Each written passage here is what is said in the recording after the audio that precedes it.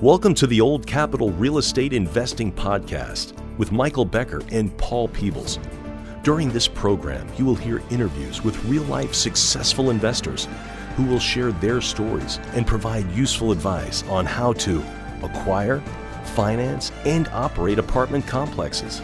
Now, here they are, Michael Becker and Paul Peebles. Welcome to the Old Capital Real Estate Investing Podcast. I'm your host, Paul Peebles, National Underwriter for Old Capital. And joining me today, the mayor/governor of the great state of real estate in Texas, Mr. Michael Becker. Michael, how are you? Hey, Paul, doing well. Getting ready for the Old Capital Conference that's rapidly approaching. Oh my gosh, it is right around the corner, October 9th and 10th over at in the SMU, Southern Methodist University area. We are hosting the Old Capital Conference at the George Bush Library. If you've never been to the library, it is something to see. And then if you've ever been to a conference, especially a conference around apartment investing, it is the one to go to. So I know it takes some effort to get out of your house, get out of your comfort zone. If you're thinking about investing in apartments, and this is something that you are looking to do for you and your family, before you invest dime one, you want to get to understand, talk with some of the players, talk with some of the investors out there that have actually done it.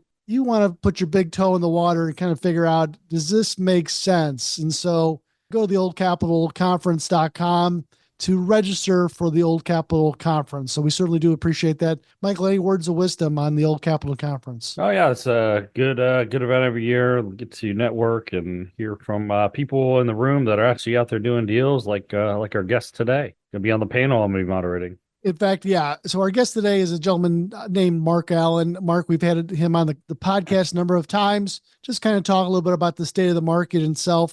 Mark is I would probably imagine is one of the top producing investment sales professionals, meaning that he sells a lot of apartments in the Dallas-Fort Worth area. He is with a company called GREA. They're a nationwide company that sells apartments. They have offices throughout the United States. Mark can tell you a little bit more about where they have offices at.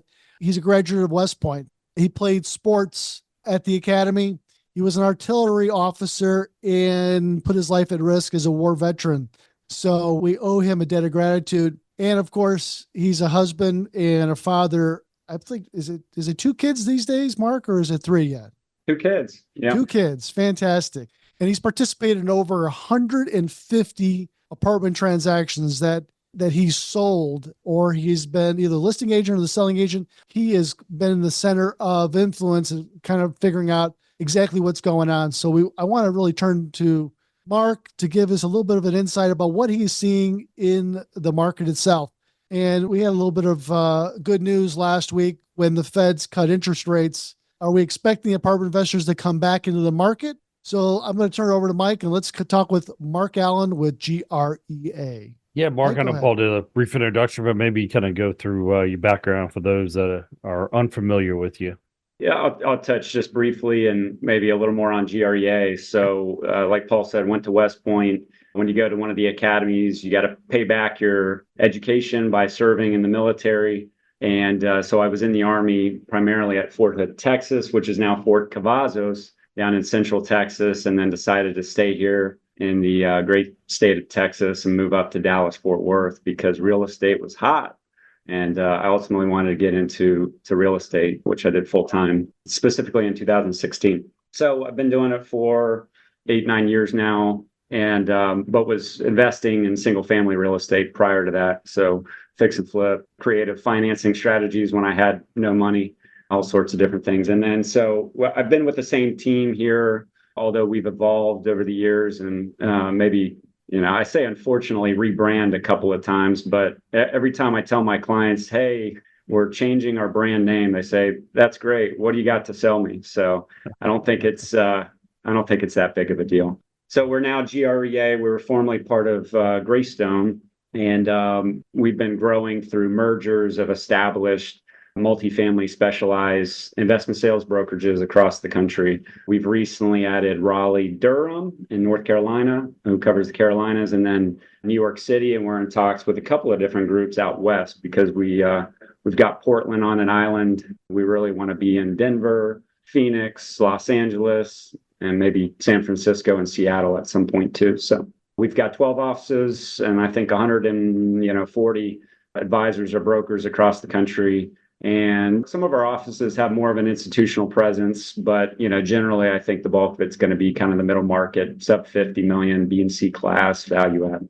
Great. So you're predominantly focusing on North Texas, and most of that's in Dallas Fort Worth area. What are you kind of seeing? I mean, the market's been a wild ride the last 4 years, really, since COVID. I mean, it's been COVID hit, then frozen, and then super high highs. And then obviously we're off probably 25-30% for the peak, especially in the workforce housing deals, maybe more in some cases. So, like Paul mentioned, we just had a rate cut recently. So what are you kind of seeing today on the ground as far as buyer seller interest, and what's kind of your take of the market right now? Yeah, maybe just taking a step back through 23, it was all in all a much slower year. I think for us personally, and I would say it's probably pretty typical for most multifamily brokerages here in Dallas Fort Worth. 2022 is kind of peak revenue.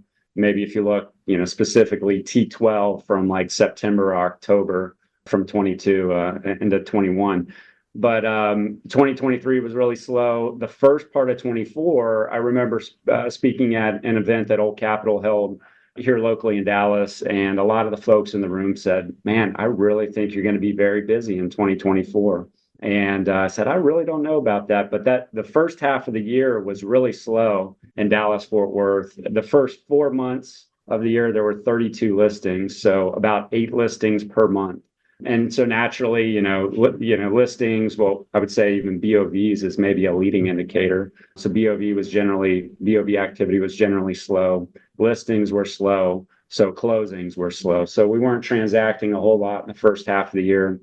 And then it started to pick up. So headed into the summer, I think we got a little bit of rate relief. Mike and I did a deal. And I think when we awarded the deal, the 10-year was at, what was it at, Mike? 4.6 or so. And then I think he locked when it was, I don't know, quite a bit lower. Maybe it dropped 75 bips or something.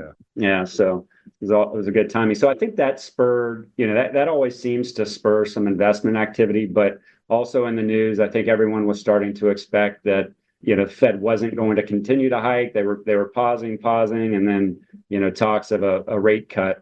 So I think kind of sentiment improved, transactions picked up. I think can't remember the exact number, but there are quite a bit more listings in May and then June. And then naturally during the summertime slows down a little bit. But 22 active listings, we were talking about it just before this, there's 22 active listings in August, September. And I was also looking at, I feel like I keep seeing Class A properties hit the market. And that's true. I think over the past, month and a half or so, there's been 11 2000s and newer year construction properties hit the market. There is currently 6 active 1980s or 1990s construction properties on the market. And there's 5 1960s and 1970s construction properties on the market. So looking at the first half of the year, and this is just listings, not off-market activity, there are 163 listings in the market, and 88 of those have closed up until this date. So there may be a few out there that are still under contract, with some extensions or whatnot, but that's about 50% again. I made that note last year. About 50% of the listing inventory is actually getting to the closing table again this year. And that's probably a variety of reasons. But anyways, it seems like sentiment has improved and transaction activity is picking up. We talk about the number of transactions that are listed for sale or are going to sell. But Mike, talk about this market. Talk about the Dallas-Fort Worth market, how big it is.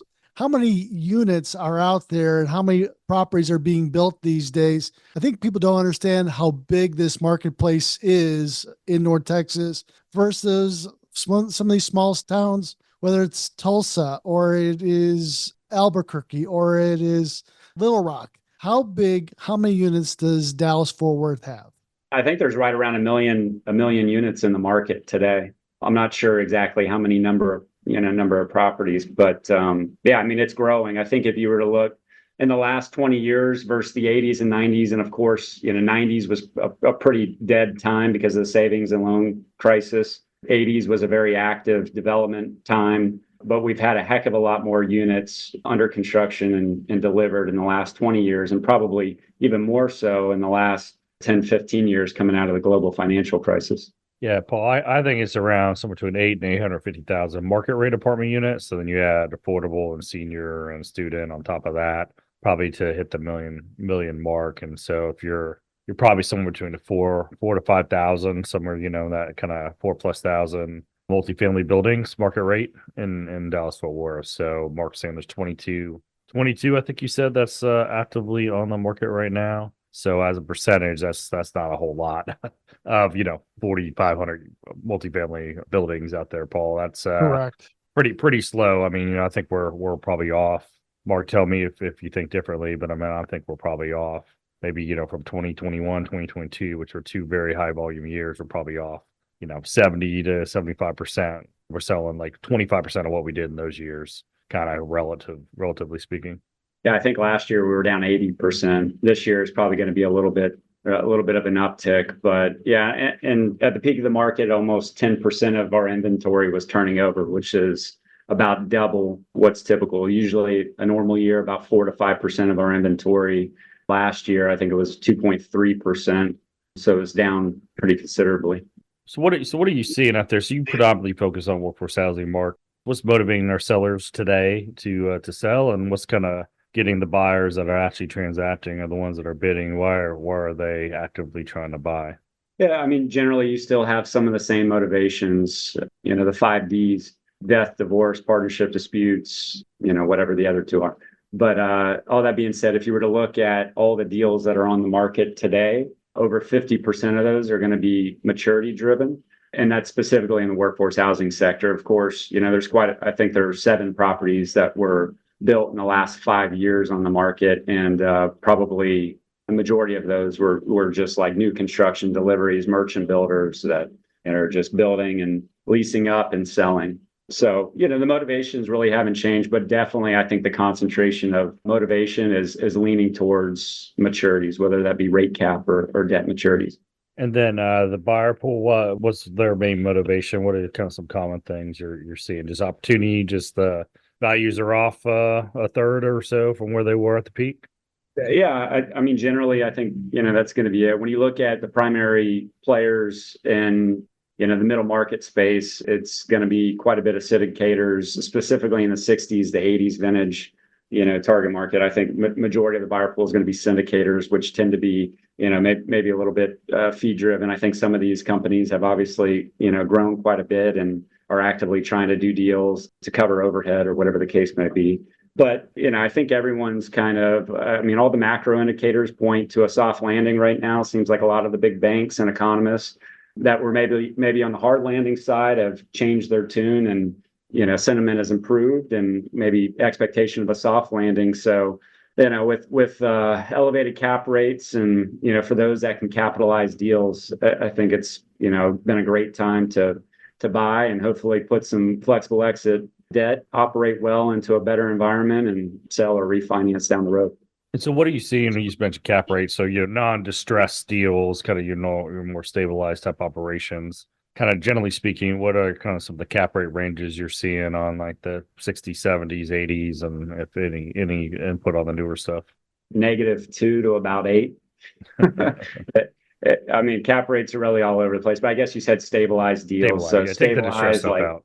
Yeah, qualifying for agency. And I don't know if there's been much of a shift, over the past 3 or 4 months with the drop in treasury yields and drop in rates. But I'm going to say generally for Class C stuff, 6 cap, 7 cap range. Seems like some of the tougher deals to sell in today's market are, 1960s, 70s vintage, probably $20 million and up deal sizes. Just because, the majority of the buyer pool is raising retail equity, and it's just really tough to raise $10 million+ in equity. So Class B deals, I'm going to say 5-6%. Of course, there could be some deals that are well below market rents, and maybe they're trading with a 4 handle. And then, everything else now seems like today that it's like 2000s and newer. Everyone wants it. I know, Mike, you've talked about the deal you had on the market in North Fort Worth, and obviously we're just talking about the amount of inventory on the market, but there's a bit of a scarcity premium. There's a lot of buyers. There's a lot of capital for the deals that are priced to meet the market. There's a heck of a lot of demand. So a lot of bids, a lot of tours, And I think that's really driving a lot of those deals into the 4 cap range, especially now, when you can borrow, you do a partial buy down and be in the high fours, especially if you're getting preferred pricing like Mr. Becker here. Yeah, yeah, that's kind of tracks. I think it kind of, to me, it seems like Class A, AA minus tends to have like just under 5 caps, with the 4 handle, as you're mentioning. B deals, 80s deals, let's call it. Yeah, 80s, maybe the 90s, depending on location. You're probably in the mid to high fives, and then your C stuff, like depending on very location and products specific, but certainly with a 6 and maybe sometimes with a 7 handle on the cap rates. And if you could borrow, at 5% and get a 7 cap, you're qualifying for 80 levered with Fannie Mae and Freddie Mac, generally speaking. So that's pretty attractive entry point, I think, at this point. So I think we're probably, the deals have cleared. I think we're probably kind of finding the bottom. I guess the question is, do we have do you see a big wave of distress coming at some point? I mean, it's kind of been, extend to pretend or kick the can down the road, and you've seen, some of the more notorious groups out there, you've seen some of those deals kind of get to foreclosure. Are you expecting or hearing that we're going to see more of that? It's tough to tell. I mean, it's a fluid environment, and it just seems like, many of the lenders have been flexible. I'd like to think that there's more. I would say probably, end of 25, early 26 will probably be, like peak distress. But yeah, I think, fortunately in Dallas-Fort Worth, the fundamentals are still really strong. Obviously, rent growth has subsided, starting to pick up now, depending on, the location. We're a little bit more insulated than some of the other markets across the country. Like our Atlanta team talks about certain counties being very tenant friendly. And so you couple kind of peak pricing, floating rate bridge financing with upcoming maturities with a 30-40% delinquent rent roll, that's a recipe for disaster. Generally, I think that our market has outperformed, many others across the country. So it's a blessing. It's good. And then one last question for me on the financing. When you're seeing these your buyer pools put together, how are most of these deals being taken down from a debt perspective that you're seeing transact?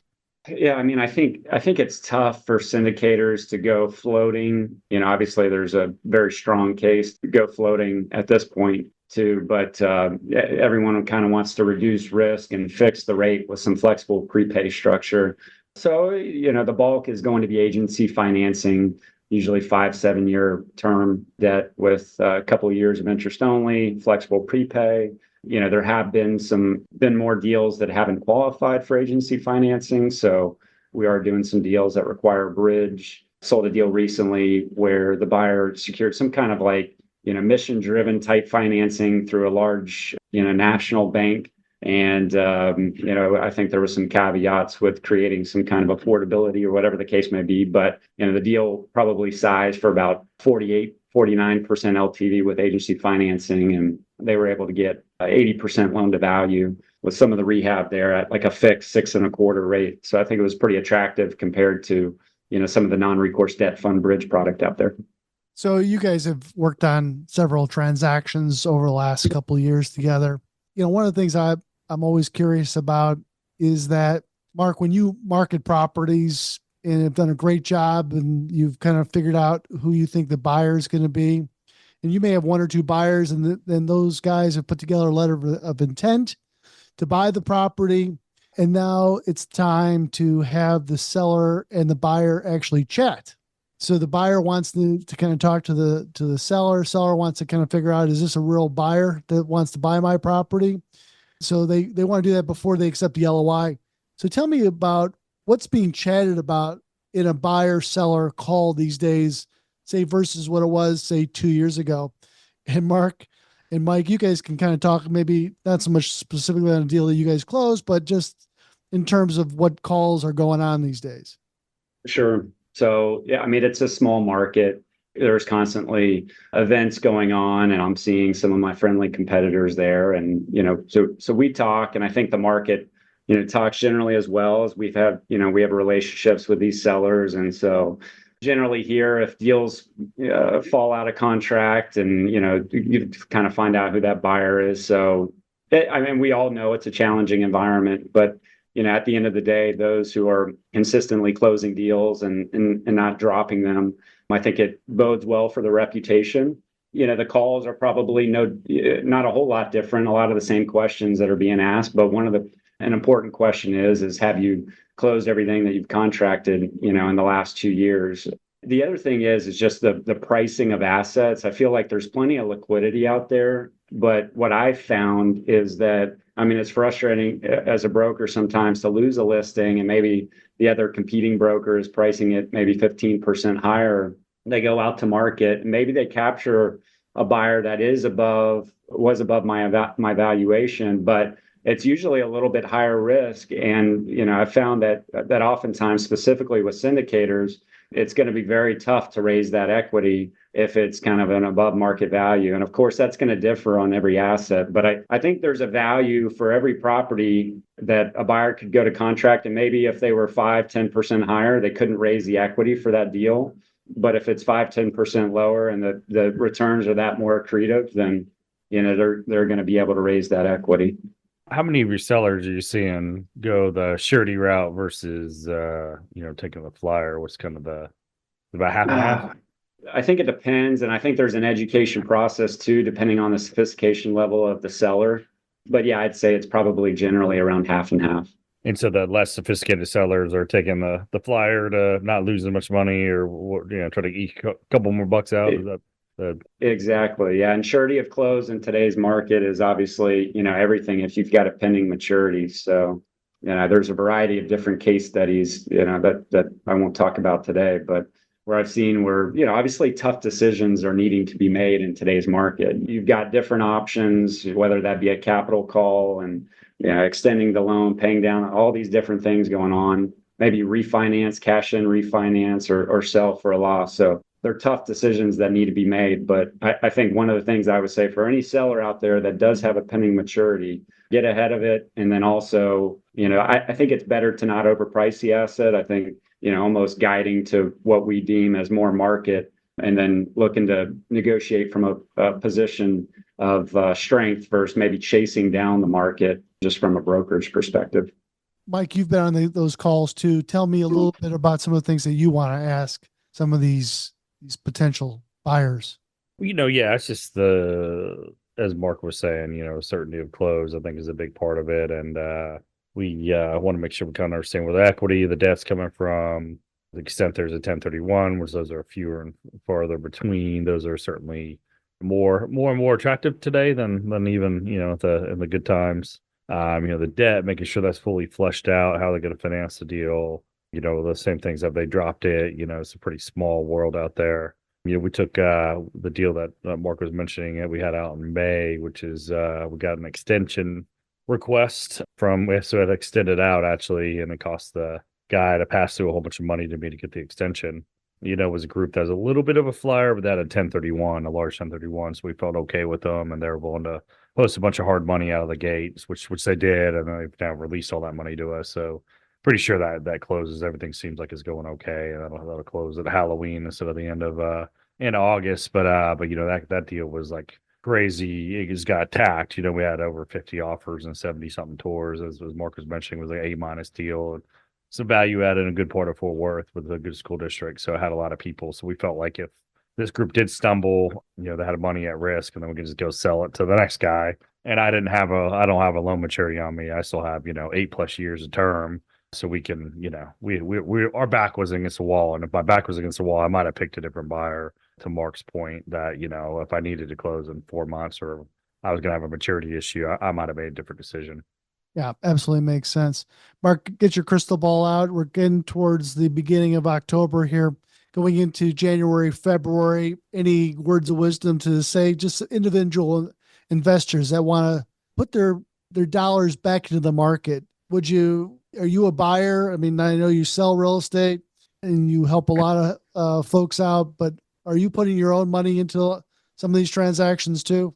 I am. Yeah, I am. I generally think, just moving forward, I think that there's going to be more transactions next year than there was in 2024. At least I feel that way from some of the conversations that I've had, whether it be, pending maturities or just deals that were sold in the past, and those owners are in the black and can make a profit.